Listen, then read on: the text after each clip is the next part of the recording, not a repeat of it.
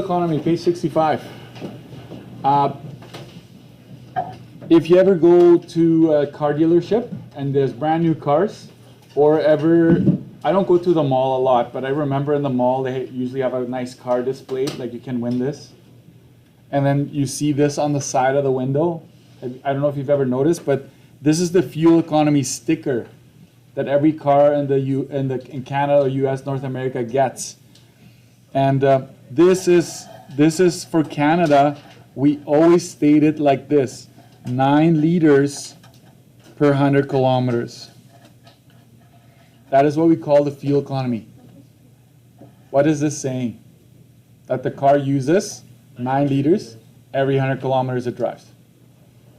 By the way, guys, this is an average. This is not every second of every trip. It changes all the time. It changes all the time. What affects fuel economy, you think? Well, here it is. It is when you drive, right? If you drive during rush hour, what will you be doing a lot? You will be starting and stopping, right? Starting and stopping, and that's where most of the fuel is spent when you accelerate, right? When you have to go from 0 to 50, that's where you lose most of the fuel. If you keep your speed, you're coasting. That's perfect. Airplanes, they burn 40% of their fuel on takeoff, right? And then it's just coasting. So same idea. So when you drive, how you drive, do you drive jackrabbit style, right? Do you floor it from stop sign to stop sign, or do you just like ease your way from one? Types of optional condition equipment installed. So the weight. So if you're having a lot of stuff in your car, it weighs it down. Obviously, the engine has to work harder, correct? If you have a lot of people in the car, if it's a van with 7 people, it's going to burn more than if it's not. Anything else that you can think of that would affect, because the province has been tricky the last couple of years. What do you think affects your driving? What will make your car work harder? If you think of the weather. Snow, ice, gravel. There we go. Now we're talking, right? Snow on roads. Sorry, roads. Snow on roads or icy roads. Because what happens to your tires? They spin, right? That dreaded stop sign. It's like, you just spin and everybody's looking at you from the side and you're like, move, move, move, move, move, right? But you're burning more fuel because of that. Wind? Yeah. Absolutely, guys. This is huge. I go fishing a lot in the summer, and sometimes my fuel economy goes from like 14 liters per 100 kilometers to like 16 or 17, and I can literally feel the wind shaking the car. So if you drive in the morning, early in the morning when there's no wind, use a lot less. I think you get the point. Off-road. Off-road, yeah, gravel. Because the car has to work harder. Always imagine yourself on a bike. Right? Gravel, you think it's going to be easier traveling on gravel than a paved road? Absolutely not. You think it's fun to like start stop with a bike? No, you're always working harder, right? So same thing with the car, you just don't think of it. I think you got it. I think you know what I'm talking about. So a lot of things affect your, I will just say maybe condition of your engine. Sorry, I know this is messy. I'm still developing this part, okay? Condition, if you're never changing your oil and your oil filter, your engine is working harder, it's gonna burn more fuel, okay? So I would even say your air filter. If your air filter, I don't know if you know what that is in a car, but there's an air filter. Some of you know exactly what I'm talking about. Your engine sucks air to burn, right? And if it can't suck it efficiently, it's gonna affect your fuel economy. Anyways, highway fuel economy is generally smaller than the vehicle's city fuel economy. Would you agree with that? Normally, which one is better? Which is better? Hold on.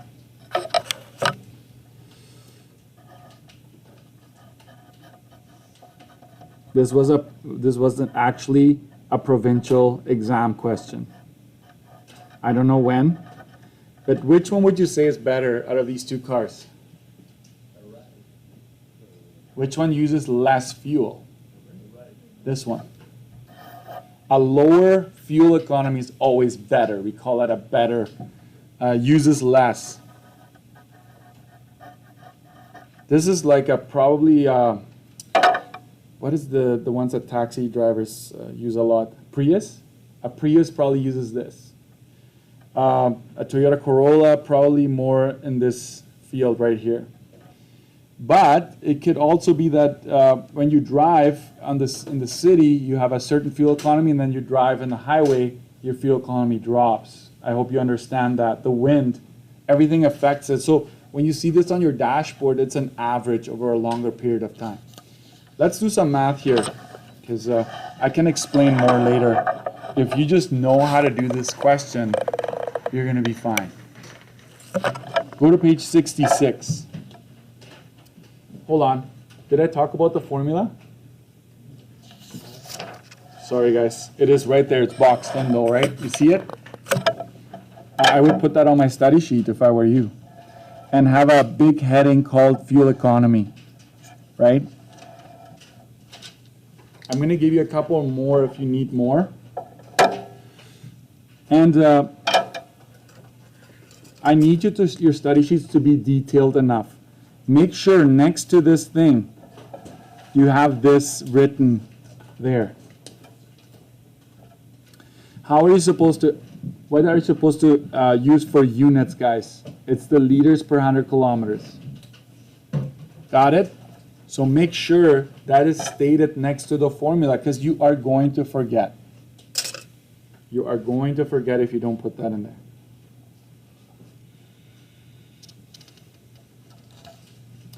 This last exam, I'm not kidding you. Someone was driving on the highway and it was a snowy day. Tell me why this would affect your fuel economy. That's an easy one, guys. Yeah. More snow on the road requires more work for the engine to actually, there's more resistance. You just use your own words. You got a mark there. Okay? So this formula is going to follow us. Let's go. Go to 66. Sometimes it's as easy as plugging it in, and that's all you need to do. A car is driven 280.2 kilometers and uses this much gas, right? Determine the fuel economy of the car. As soon as you're on the exam or test and you see that, you should immediately think of the formula. Fuel economy is liters over kilometers times 100.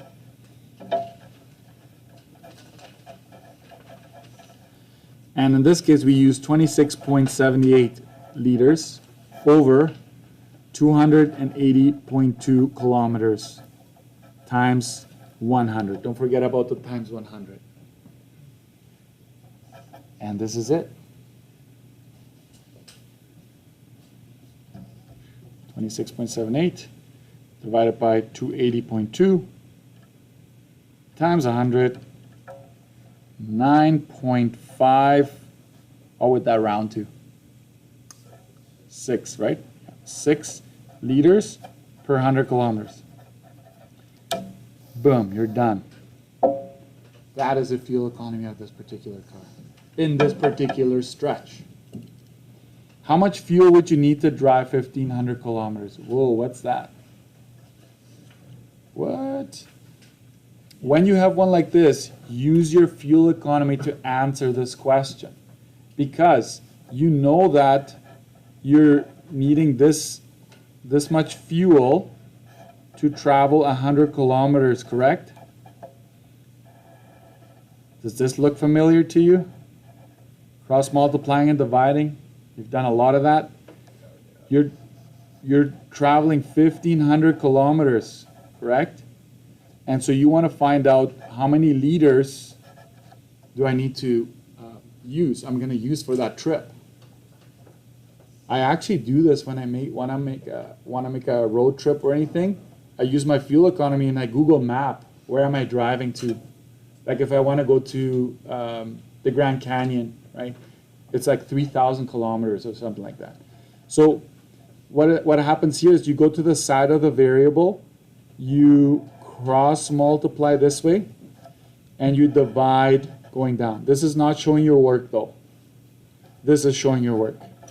1,500 times 9.56 divided by 100. Now we're talking, okay? So don't do this and think that that's showing your work. That is not showing your work. So you go 1,500 times 9.56. This is a shortcut, by the way. If someone asks you where did you learn this, you just tell them, I don't know, YouTube somewhere. Okay. So this is how many liters you will need to make this trip. Please, when you set up your proportion, don't put equals 143.4. It's not correct. Set it up, and then on a second line, do your work. Okay? What distance could you travel on a full tank with 70 liters? Okay. What am I going to start with, you think? The fact I know that I'm needing this many liters for 100 kilometers. Right? This doesn't change for this car in this particular scenario. Where does the 70 gonna go? Top or bottom? Top, because liters are on the other side. So a full tank is 70 liters. I will figure out how many kilometers I can travel with that many liters. Again, you go to the side where the variable is. You start with the number, which is on top. So you're going to travel down, multiplying, and then you divide by what's left over, by the 9.56.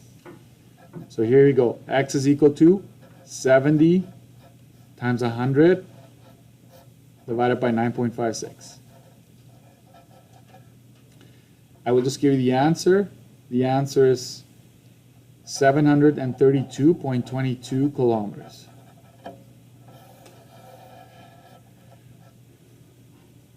And just to make sure that when you come back to this page, sometimes they flat out give you the fuel economy, folks. We have to calculate it, right? We used it here, right? We used that here.